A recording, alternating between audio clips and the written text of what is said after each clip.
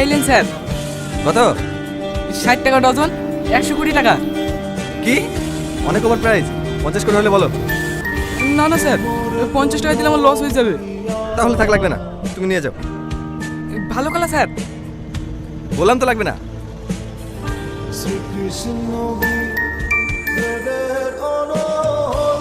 নিয়ে নিলে তো পারতে। তুমি চেনো না এদেরকে, সবসময় দাম বাড়িয়ে বাড়িয়ে বলে। দেখবে এক্ষুনি দিয়ে যাবে।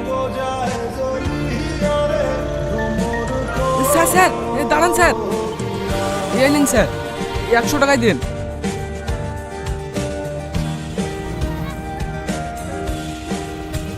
দেখলে তো, এইসব লোক এইভাবেই মানে। তো মন খারাপ কেন? আমার 3 দিন টাইম দিয়েছে। 3 দিনের মধ্যে টাকা না দিলে কেস করবো বলেছে। বাবুকে স্কুলে ভর্তি করাতে পারলো না। যে আশালে এসেছিলাম আর কিছুই হয়েছে না। যে দাম দিয়ে মাল কিনছি সেই দামই ঠিক মতন উঠছে না। আমি অত দিনে শোধ করবো কি করে বলো তো? আমার আর কিচ্ছু ভালো লাগছে না।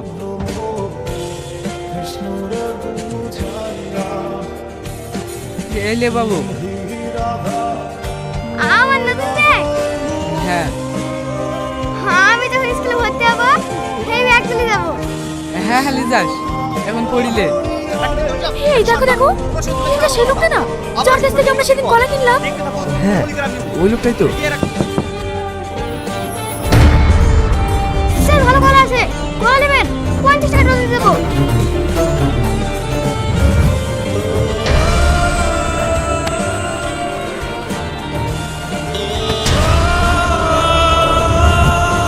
লেন না স্যার, লেন না, একটু তো লেন। লেন না স্যার, 60 টাকা করে 50 টাকা দিয়ে দেবো।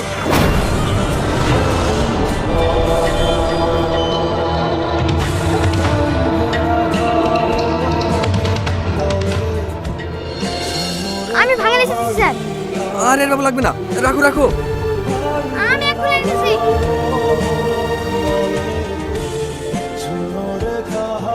একশো টাকা ভাঙি তো তোমার, স্যারকে 50 টাকা ঘুরে দিতে হবে। দাঁড়া দিচ্ছি।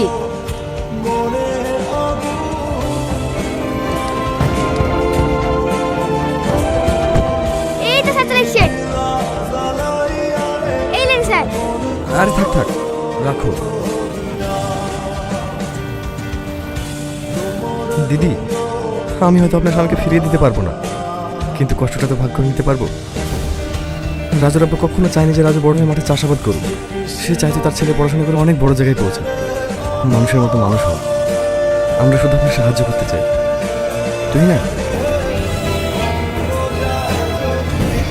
আজ থেকে রাজুর পড়াশোনার সমস্ত খরচ